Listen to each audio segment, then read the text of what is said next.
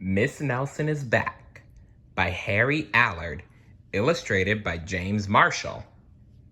Are you ready? Here we go.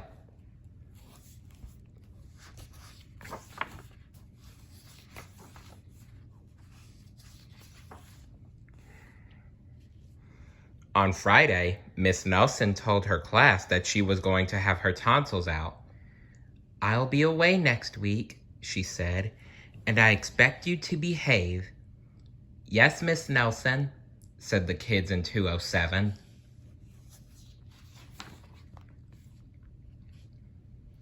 But at recess, it was another story. "Wow," said the kids. "While Miss Nelson is away, we can really act up." "Not so fast," said a big kid from 309. "Haven't you ever heard of Viola Swamp?" "Who?" said Miss Nelson's kids. "Miss Swamp is the meanest substitute in the whole world," said the big kid. "Nobody acts up when she's around." "Ooh," said Miss Nelson's kids. "She's a real witch," said the big kid. "Ooh," said Miss Nelson's kids. I'll just bet you get the swamp," said the big kid.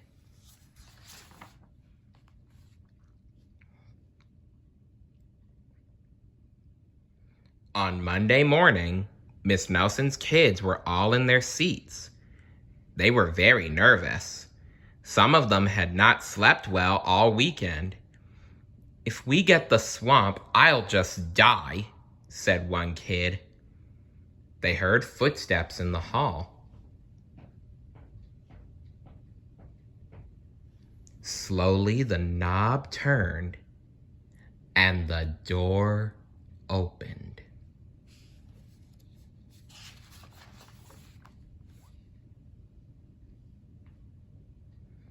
It was Mr. Blandsworth, the principal. "I shall personally take over this class," he said. Miss Nelson's kids were so relieved. But they soon learned that Mr. Blandsworth was not a lot of fun.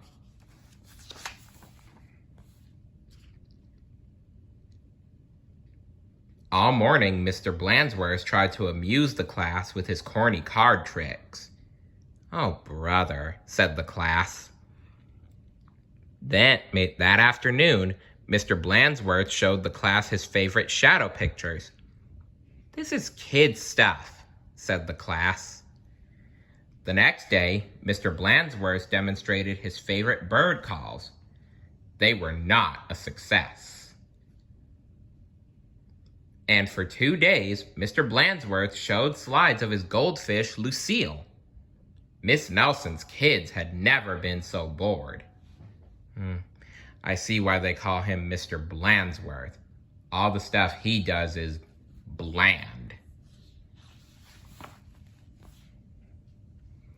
While dusting erasers in the schoolyard, three of the ringleaders of 207 discussed the situation. Something will have to be done," they said. "We must get rid of Blandsworth." And they hatched a plot. After school, they painted and sewed and borrowed some old clothes. And they practiced some very difficult stunt work in the backyard.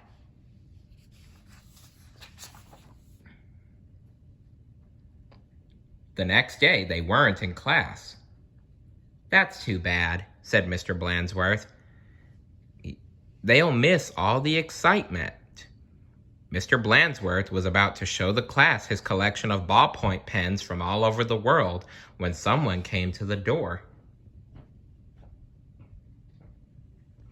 Slowly the knob turned, and the door opened. "Oh, look," said the class. "Miss Nelson is back."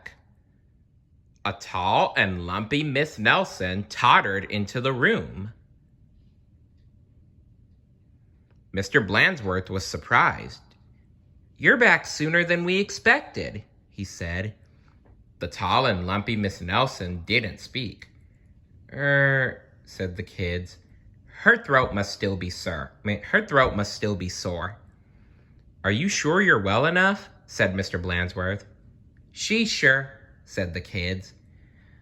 Well, in that case, said the principal, I'll be getting back to the office. Nice to have you back, Miss Nelson. And he left the room.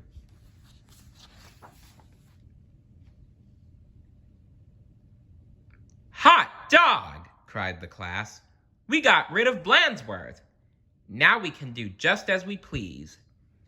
At the stroke of 10, the kids from 207 left the building. No one stopped them. They went straight to the movies where they saw The Monster That Ate Chicago twice. This is really living, they said. Afterward, they went to Lulu's where they stuffed themselves silly.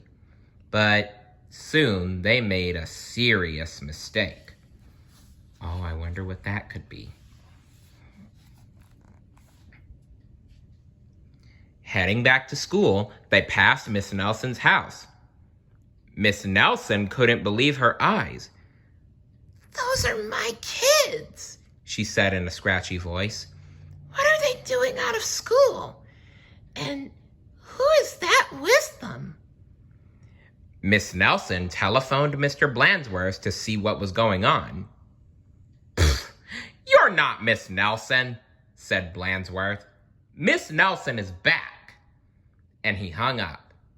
Huh, can't fool me, he said. Said Miss Nelson. Something will have to be done. And she went to her closet.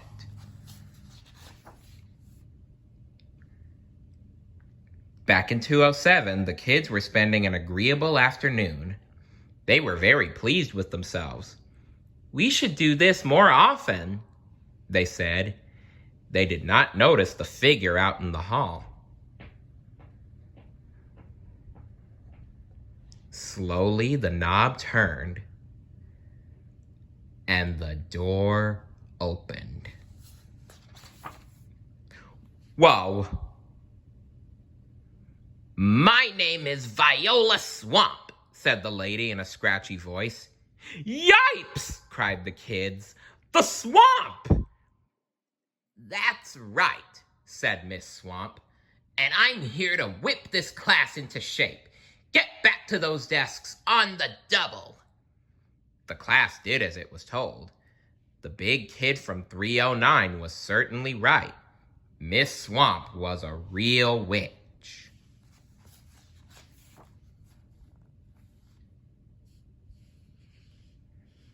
She knew how to get results. The class did a whole week's work in no time. We shouldn't have gotten rid of Blandsworth, they said. Pipe down, said the swamp. Or, just then, something under a desk attracted her attention. It was a mask.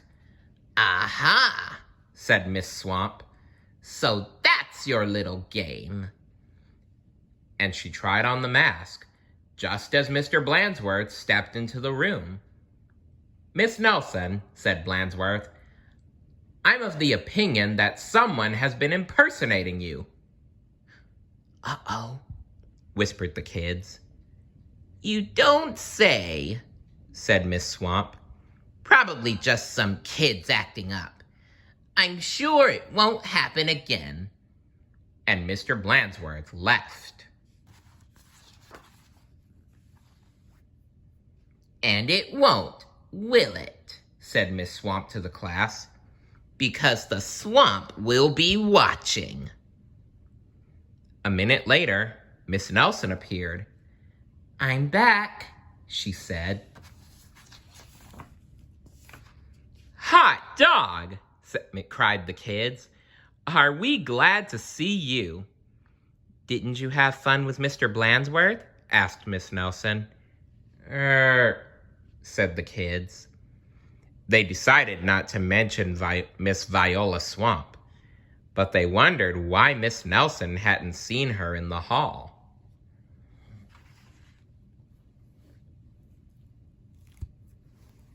The end.